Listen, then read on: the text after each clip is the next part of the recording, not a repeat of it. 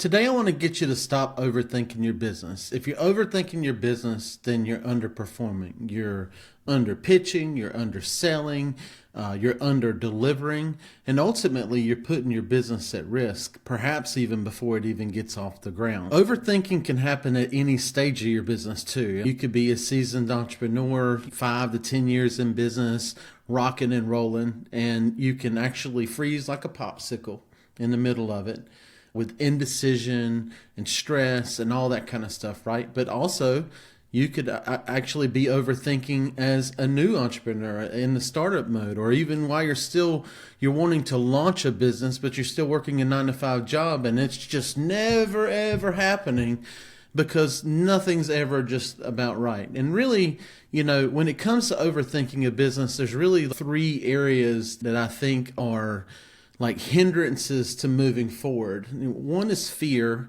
the other one is overbuilding, and the other one is overlearning. And I'm going to tell you this is all from experience and intelligence of all of this, and that some of this never goes away. You got to use your tools and some of the strategies I'm going to share with you in this video to get through some of this stuff. I still suffer from some of this stuff, and it hits home a little bit. So that's why I want to talk about it to you this week. So first of all, fear. That what if monster is just lurking on your shoulder. It's basically, you're always thinking like, what if I do this and I lose all this money for my family? Or what if I do this while I'm working my 9 to 5 job and I lose my job when my boss finds out? What if this, what if that, right? Every time you have a what if, it's not a real thing, right? But what is real is that it's stopping you from progressing. You're not saying, okay, what if my boss is going to fire me if I start this side hustle? Well, what if you go talk to your boss first before you start it and actually know? It's always better to face the problem ahead of time than to sit there in dread and in stagnation. You're like a little melting popsicle, frozen on the ground. You're still cold and frozen, but you're slowly melting away and nothing is happening. There's no movement, no nothing. Just understand this. In business, uncertainty is baked in. It's like the sugar, the flour, whatever your cooking is, the sauce, the salt, and the pepper. It's all in there. And uncertainty is one of the ingredients of business. And you just got to deal with it. You're not going to know all the answers all the time. And that's from the very beginning until you probably retire. You're always learning. You're never going to stop learning. You're never going to stop facing new problems that you'll have. It's like the gremlins in water. And I'm definitely dating myself with talking about the gremlins probably, but like business can spawn problems that you would have never even known existed because you're now where the buck stops because you're running the business. The other part of fear is that if you don't control it, you need to just avoid it. You cannot control everything. And if you focus on what you can control, and you're always afraid of the things you can't control, those what ifs and all that kind of stuff, you're never going to get to where you want to be. So as far as overthinking is concerned, fear is probably like what eats at most people. And really, it's really sad that how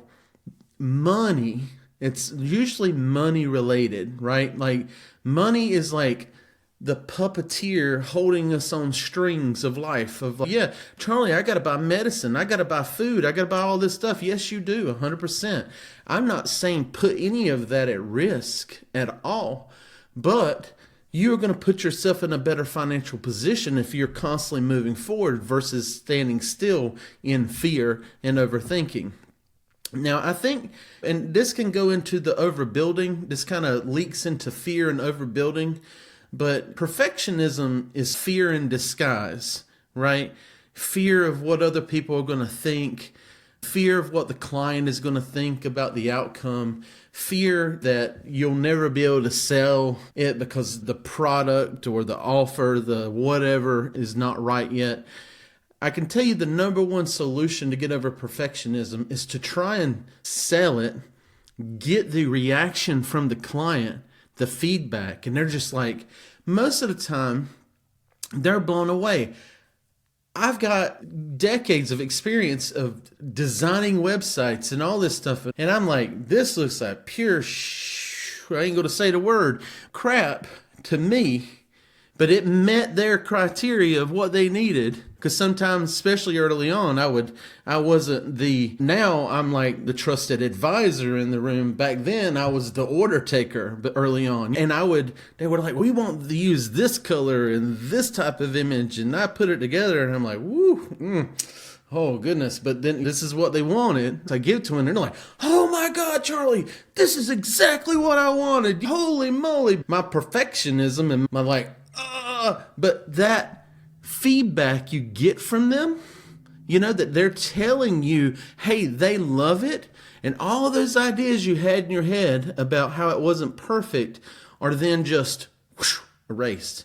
Because really, it didn't matter what you wanted. The outcome for the client is what matters most, right? So that is a wild, vague, open scenario, I know, but perfectionism can halt you in your tracks, leaving you afraid, leaving you in a constant cycle of building. And the second thing that you're overthinking most likely, and what you're doing in the overthinking, is overbuilding. Like you've built your package that you're going to sell with all of its features 1,000 times. You've changed your prices 1,000 times. You keep tweaking the website. The downloadable lead magnet has been designed like 5 or 6 times. You've re-recorded your VSL video sales letter 100 times. You've talked to other people about your ideas and what you're doing 100 times. And give me all this, but it's never reaching the market. With overbuilding, man, it is so fun to think about if I build this thing, this business, this product, it's going to be awesome. And then all of these people are going to love it. And you're starting to think about how much impact it's going to have on your life and how much impact it's going to have on the people who consume its life. But you've never built it. You're just sitting there thinking about how awesome it would be. You're in your notebook, just sketching it out constantly over and over again. And that, I can tell you right now, that's fun, right? But also imagine you've built version 1.0, right? You've got something actually built, but you're tinkering. You're constantly tinkering and tinkering, getting this little piece right. Oh, what if I change this thing over here? And blah, blah, blah, blah, blah, right? And then you might even put it up on your website or whatever, but then you don't tell anybody about it. You're still tinkering. So I'm doing, and I love this word, a soft launch, right? That's what you're doing, a soft launch. And then the people can get some, right? And so overbuilding is a form of overthinking. Get it out the door. Get it in front of someone that has paid you money for it.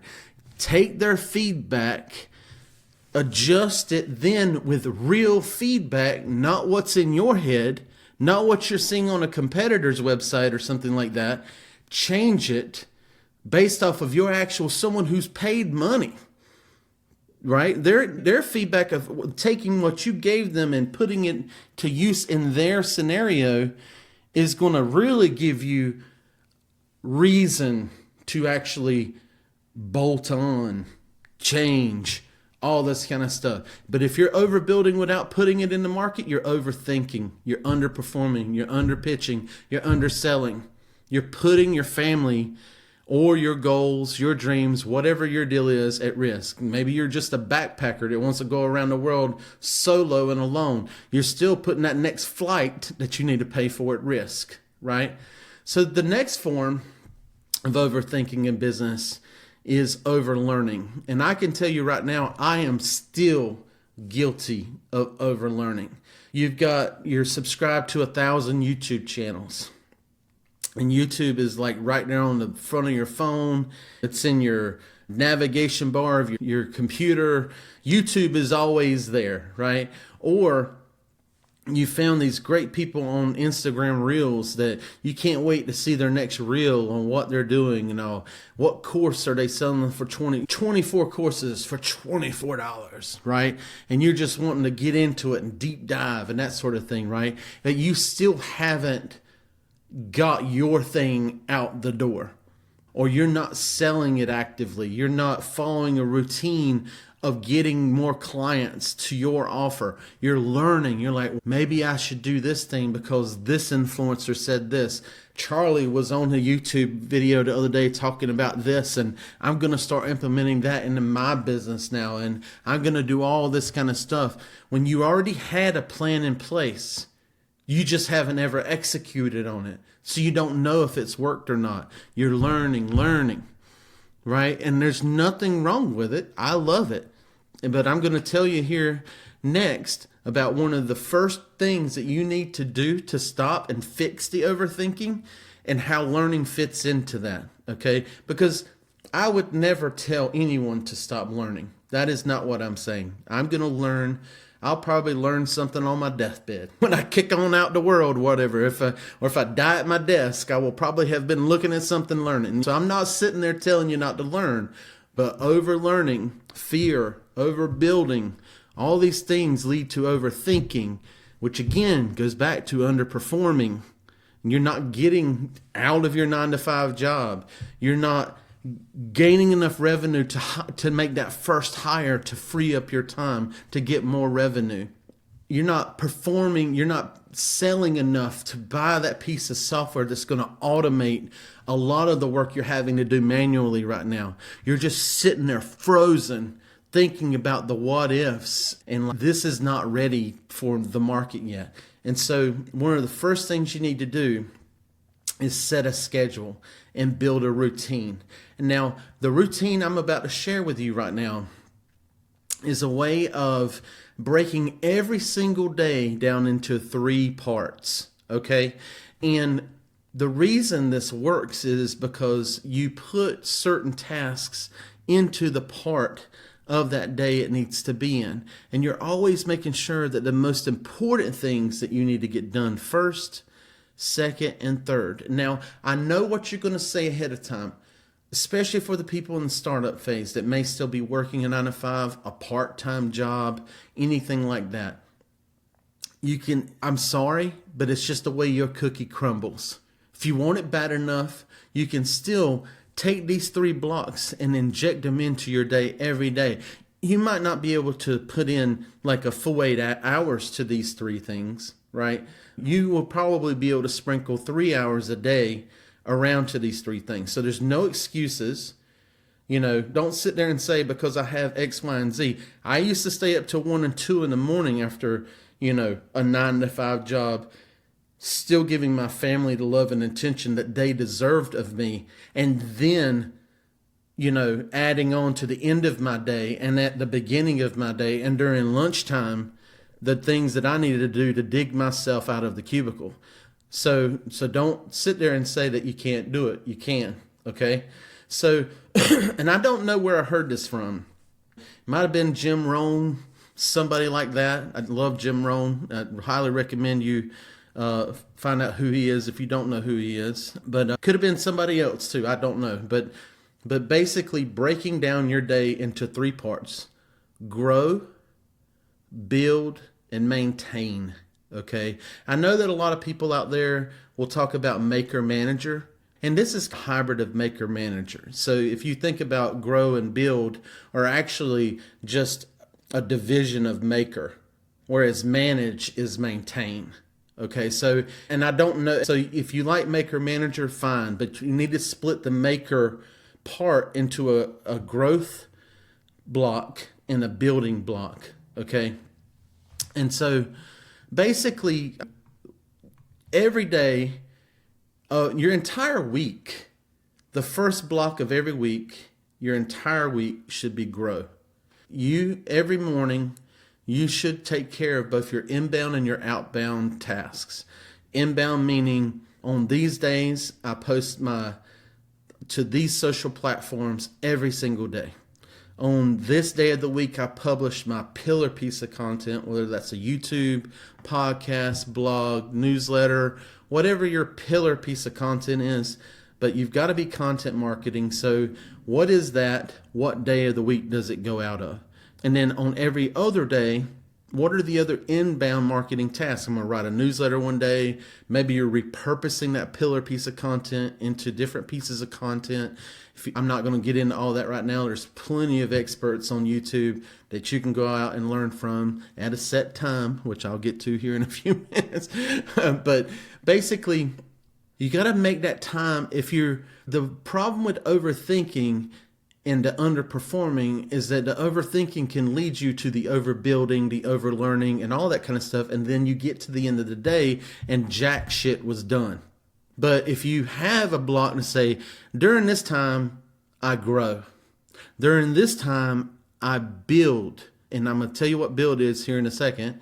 And during this time, I maintain. But growth is about outbound and inbound. So outbound would be sending some cold emails, prospecting some potential clients, talking with new and communicating with leads that have come in.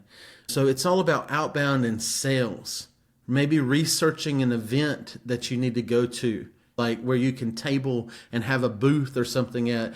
And obviously business is wide and varied. There's so many different types of businesses. So wherever your people are outbound wise, like event wise and things like that, researching some of that. So that's outbound, but you got to make sure you get your inbound done first, your content marketing, making sure that you're alive. You're showing that you have a pulse on social media. And that you are showing your expertise and why someone should hire you, right? And then outbound in the grow section it's sales, essentially. You might even have sales calls talking with other people. Now, the next part is build. And this is where it's tricky, okay? Build is not building things for your clients. Build is building for you. Let's say you want to develop an online course, or you want to build a sales tool, a webinar, right? You want to launch a webinar next month. You would need to develop that webinar program, the slides, the outline, the funnel that notifies people before and after and how you're going to nurture them and that sort of thing. That would be a project, right? But here's the caveat. Build is not a time to be working on 20 projects. Build is a time to be working on one project, okay? One project that you are moving forward every single day until completion, okay? So you've got your growth section figured out. You take care of your growth, and that is usually not ever, once you get a good schedule, after, a month or two of doing grow, that should be a routine. That should be all, you're doing the same thing every day. Monday you're doing this, Tuesday you're doing this, Wednesday you're doing this, and that should be, growth should be set, right? So growth should be set, but build can change as you finish and complete projects. So once you pick a project, like your most important project that you need to take on, then you say, okay, you create the outline of the milestones and then the subtasks, and you create that plan in those build, but don't plan forever. Just get it on one page if you can. Like, this is the plan. And then every time your build time comes up, that's all you're working on. You're not working on anything else. That's build time. Now, maintain or manage, if you're doing maker or manager, it might be a hot mess at first, okay? Because you've got a 9-to-5 or you don't. Maybe you're a dad like me or mom, and you've got children to pick up at certain times and get to this event and that event, and boy, do I know it, okay? My kids are in baseball and soccer and Cub Scouts and then running a company and all of those things. Right? So I get it, okay? But maintain is like when you start to say, okay, I've got to schedule a dentist appointment in 6 months for all of my kids and myself, right? You know that maintain starts at 2 o'clock every day now. And so when you schedule those appointments, you try and schedule them inside of the maintain. So you think about maintain is that's life, and you dealing with other people's problems, your kids' problems, your parents' problems, it's not business, it's not your clients' problems too. It is maintaining. Once you've gotten clients, Like when I need to do some work or communicate, have meetings with my clients inside of my agency, their appointments are scheduled within my maintain block. Their appointments are not in my build block. Their appointments are not in my grow block. Those are in my maintain block. Okay. And, starting to think about life and exist, everything that's already there that you got to keep going. Meal prepping and planning, staying healthy, which I need to do a better job of. All of that kind of stuff. It'll be a hot mess. But again, don't overthink it. Just the whole point of this schedule is to build a routine to say that I know I'm moving my business forward because I have a growth block that does these same things every day. I know that I have one of my most important project that I'm doing until it's done, and I know it's going to be in my build block every day. And that that all the overflow of other people's problems and just normal life will always be in the maintain part. And by having that grow and that build in place means you're constantly moving forward, okay? Now, the second part of the schedule, which I was going to talk to you about in regards to learning, because I know for a fact that is almost a hobby for a lot of overachievers like myself, right? And it's not something people want to give up. Learning is fun for a lot of us. The challenge I want to give you, though, is to say that anytime you hear of a new blog you want to read or podcast you want to listen to, you can, in most of these apps, YouTube, your podcast, you can do save for later, or it gets built into your queue. You can get a reader app to post blogs to where you can read them later. And just know that every evening now, after your family time or whatever you do, live in your life, that, instead of watching Netflix, instead of watching garbage, which, hey, watch your garbage. Like, there's no judgment here. You watch your garbage. I don't care.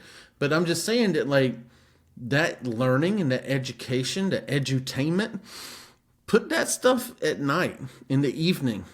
Like, during the day, it's time to grind, It's time to grow and build and maintain during the day. Or at night if you're a third shifter, like I'm not sure, whatever your evening might go to 9 to 5, come home, do my grow, build, maintain, right? And Charlie, I ain't got enough energy to do any more learning. There's nothing wrong with truck or car university, commute university, right? I listened to a gazillion audiobooks and podcasts sitting in traffic back in the day during my 9 to 5. Right? So there's nothing wrong with that. If you, while you are working, can listen to podcasts and things like that, freaking do it. I mean, that there's nothing wrong with that. But the only thing that I would challenge you to do is that, if you've got a pocket notebook and you hear a good idea and you take it down, you need to try that. You don't try it, you don't do it until that project and build that you're already working on is done. That shiny object syndrome, the water that produces those gremlins, those shiny object gremlins, is learning, right? A lot of people talk about entrepreneurship and shiny, how we like shiny objects. Learning is the producer of the shiny objects that nobody ever mentions. And it's because we're learning that we want to implement new things. And wow, this competitor's doing this thing over here, and blah. And Alex Hermosi just dropped the latest YouTube video, and he was like, wow, look, this channel is the one to be on, or at least the one I'm going to be on. So now you're just like reshuffling every freaking thing you ever thought about doing before, even though your audience is where you had planned on going to begin with, right? But Alex Hormozy is going to do this thing over here. And I just caution you, just pump the brakes. Learn, but implement slowly. It goes back to my whole idea or thinking that nothing is dead until you kill it. Kill the things you were already trying to kill first. Like if you do something that's not working, then try something new. Switch a channel out and grow, right? But don't just reshuffle the deck, right? Pull from the top. Put it in there, okay? The second thing I think, getting away from the schedule and the routine now, The second thing that I know for a fact that can help you with overthinking is to, and wow, I just made balloons go up, is find an accountability partner or a business coach. An accountability partner, it can be someone who's building a business at the same time as you or already has built one as well, that you aren't competitors, you're just building in parallel to each other. And you can find people to do Zoom work sessions together where y'all are sitting there working, you're not really talking, but you're there to bounce ideas and questions on, but not really. There are creative ways you can do this. You can join school communities like mine. So you can go to Facebook groups that of business owners. There's just a gazillion different ways that you can go out and find an accountability partner, or you can find a business coach of some kind that will identify what you want to get done and then keep you on a program schedule and keep you accountable to get it done. So you've got your schedule in place and you're working your schedule, and now you've got an accountability partner or a business coach keeping you in line. If you think about those two things, just those two things together, a little bit of discipline to keep that routine going, and then an external discipline to reinforce you to keep that schedule and to work towards your goals and things like that. Those two things combined are very powerful to keep you from overthinking. Go into that accountability or business coach relationship to say, I'm an overthinker. It has been stopping me and I need someone to keep me. I know it. You could even be like, I know exactly what I need to do. I'm just thinking about it all the time. And that is common. You might not think it is, but it is. The last thing to help you with overthinking, and depending on where you are in business, is delegation and automation. Okay? If you give the task to an employee or a freelancer or a contract employee that's in the Philippines, whatever, a VA, or you give that task to technology, like you have to write a gazillion emails and you go into ChatGPT and craft a good prompt and it spits it all out, and then all you have to do is edit it, and you've cut all this time of writing out. You just got to make sure that it's not gobbledygook now. Like that huge gap of time to automate part of it, or at least a little bit of it, that keeps you from overthinking. If you have a task that is repeatable, and you can use technology or another person, another human, to take care of that task for you, and it not be this molehill that becomes a mountain, and now it's not you that's taking care of it. That automation and delegation gets it out of here and gives it to somebody else. And now you're not overthinking it anymore. And you're getting the results that you need either for your business or for your clients by doing so. So really, stopping overthinking, to stop overthinking your business is pretty critical. Like it really is a killer of businesses before they can even get off the ground. It is even to some business owners annoying. Like I've been in business groups with a bunch of overthinkers. Okay. And I'm just sitting there like, wow, what is wrong? And back early on, I was like getting frustrated with these people. But now I don't get frustrated with overthinkers anymore. Now I understand. It's almost like something that seasoned business people now who suffer through it themselves and still suffer through it, but use tools to get over it more quickly than someone who doesn't realize it. We can smell it on you. Like I can. There's groups that I've been in or I'm in right now where it's the same question all the time, just posed in different ways. And it literally becomes, wow. And I was in a coaching group one time, and there are people that out there that, it takes them a long time to finally get it. And that's having that accountability partner and that coach is probably, your family isn't going to help you with this. Like having that accountability partner or a business coach are probably going to be the best people to help you, because it's that third party person. It's not your friend or your family member that you're halfway listening to. It's somebody out there who's gone through the trenches already, who doesn't really care too much about hurting your feelings too, right? Like they don't want to hurt your feelings. They want to help and guide you, be your Sherpa, right? Take you up the mountain. But at the same time, they have a job to do for you. And so they're going to be a little bit more frank and direct with you, which is what you need to get you out of the overthinking that you're doing, and challenge you to say, ship it. There's Seth Godin, I think in Lynchpin or one of his books that I read over a decade ago, he would say, you've got to ship.